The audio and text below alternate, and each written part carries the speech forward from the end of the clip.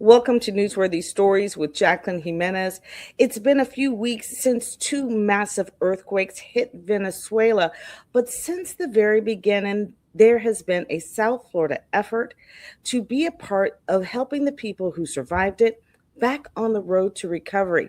Joining me now to talk more about that recovery effort and how it's been going is Katie Marr of Neighbors for Neighbors.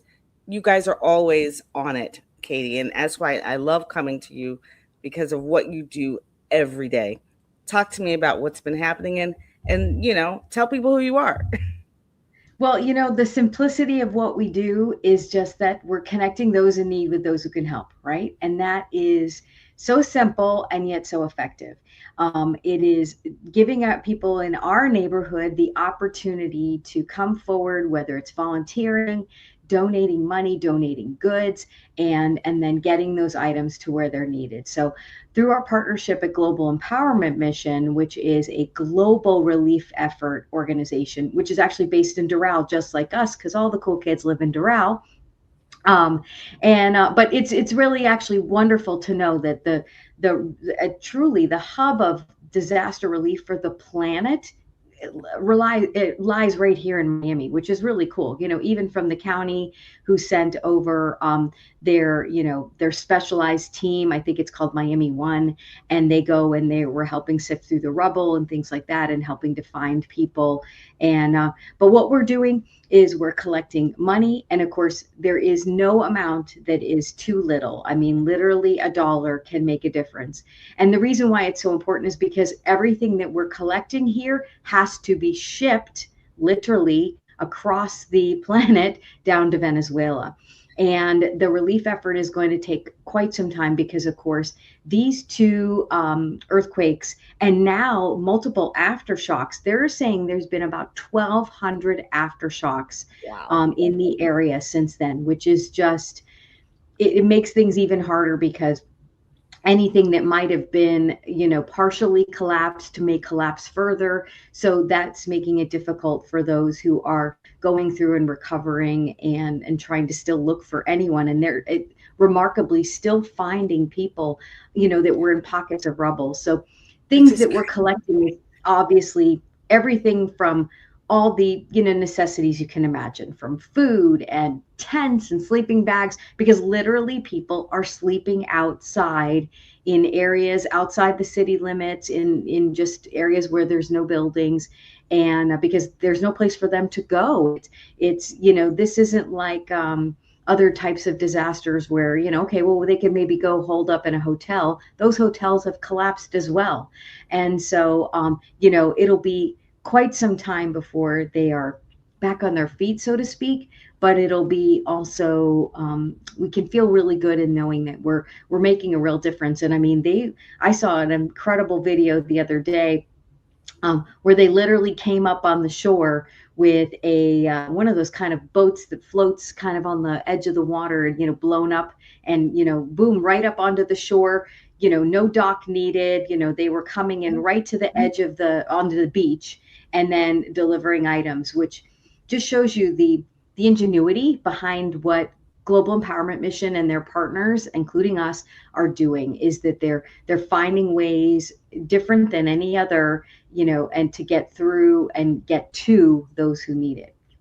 Okay, talk to me about, number one, that effort in the beginning, okay? Because I know we're a few weeks down the line, but talk about our own community with Venezuela, citizens here or people who are from Venezuela, and just the remarkable coming together, to make things happen. Um, just because there's so many people from South America here in South Florida, and to have Yeah. this, you know, uh, I, Interestingly enough, by coincidence, the Doral area has kind of got a nickname called Doralezuela.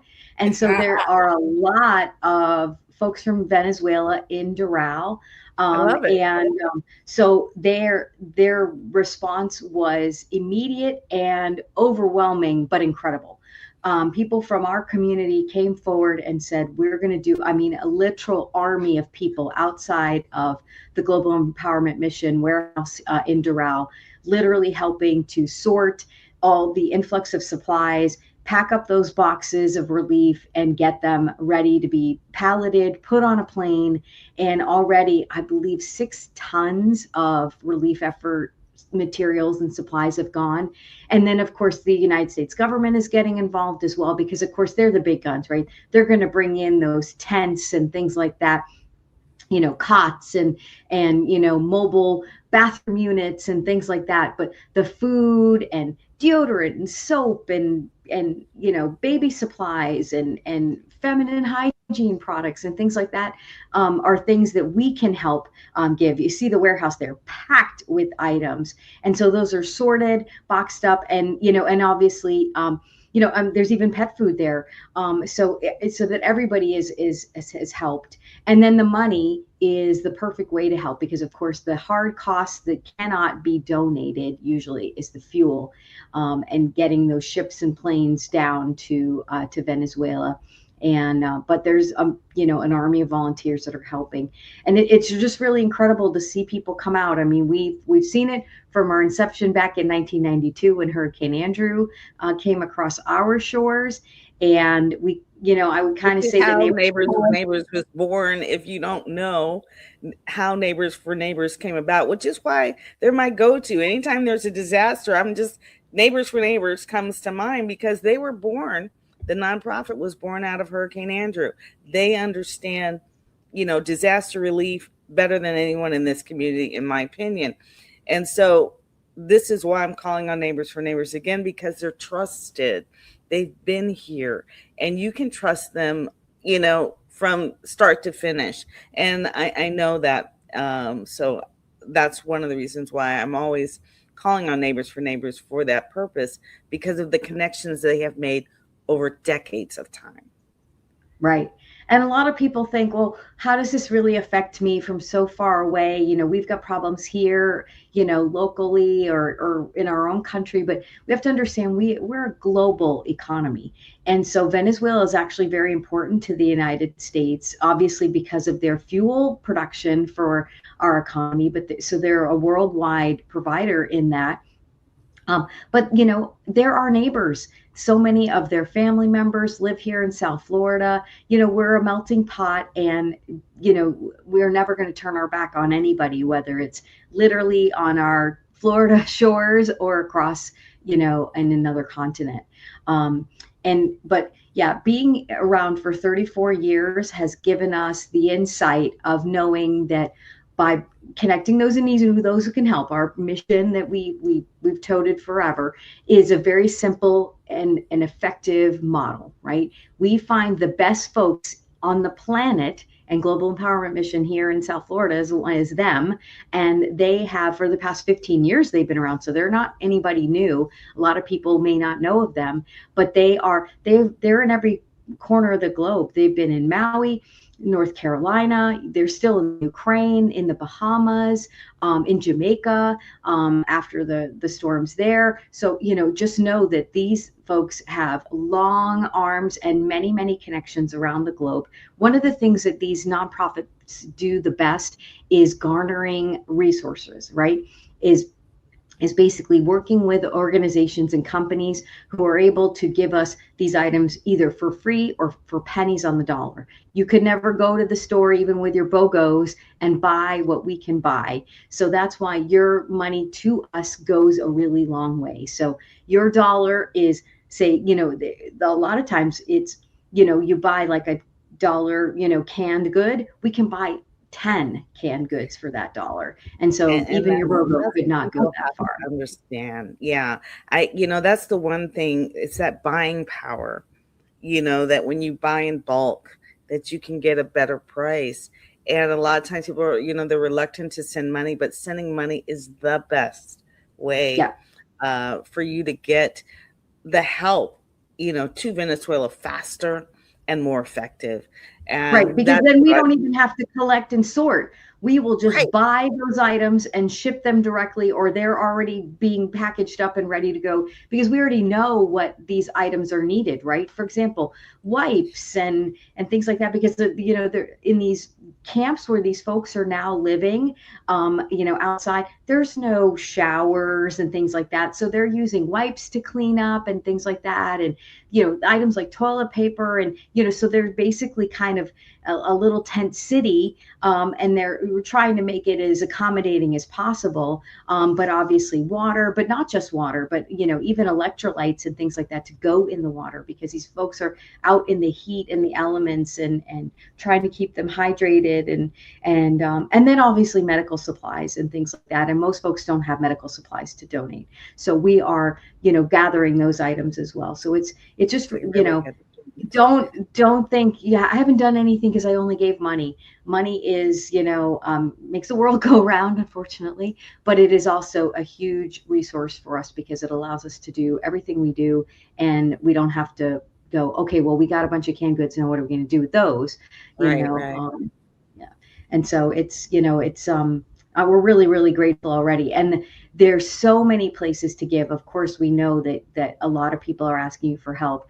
And I suppose it's a little self-serving to say give to Neighbors for Neighbors, but we've been around for 34 years, and that's by no coincidence.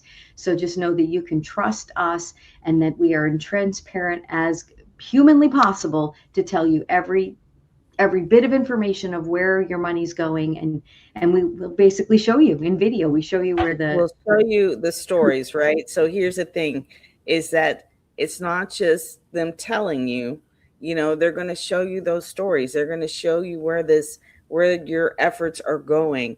And that's something I love is you'll be able to see the results. Because CBS4 and Neighbors for Neighbors, as you see the little 4 in that Neighbors for Neighbors, it came out of CBS4 at the time. But now, they operate in, a little bit individually, but still partners 100%. right. And when it comes to storytelling, being able to get that story about the efforts that are happening there, because to me, it's one thing that nobody impacts the community like, Neighbors for Neighbors, if you will. We're on it or whatever, but the media gets it out faster than anyone. So to Absolutely. me, That's really what's been our biggest flex, as the kids say, for Mhm. our whole life, is that we have that media power, and that is a huge gift from our partners at CBS and Channel 33, that they will go out and spread the message, and that whether it's on television, online, and there's a lot of information out there, and so just know that you can trust us. I mean, both of our organizations have been around forever, and so we want you to see and know, with your own eyes, and no AI, I promise. It's such a hard thing these days. You'll see a lot of Yeah, information out there, but you can touch and feel. And that's the coolest thing about being in South Florida, is that you can actually go and you can volunteer. And that's huge we too, because maybe you volunteer. don't have the money to give. So if you go on our website, you'll see all the volunteer opportunities, and they're there. Pretty much they've been there every single day. They usually are there just during the week, but they've been there Saturday and Sunday too, while this Make it a disaster. team building. Make it a team building with your Yeah, office. bring You your know, kids, bring your your friends. networking groups, Yeah, everything, your churches, your yeah. mission groups, whatever. Go, go, go, go. Well, we have a Because saying at Neighbors for Neighbors that helping feels good. So don't feel bad about doing good things and feeling great about it. There is absolutely nothing wrong in that. So, team building for sure. It's just a great experience. And then you can, sleep rested at night knowing that you did your part. And no matter what that is, whether you're going to give items and just drop them off, whether you're going to go and volunteer, whether you're going to give money, whether you're going to share the message, and so that everybody knows where to give. I mean, do something, and then you'll know that you've helped in some way.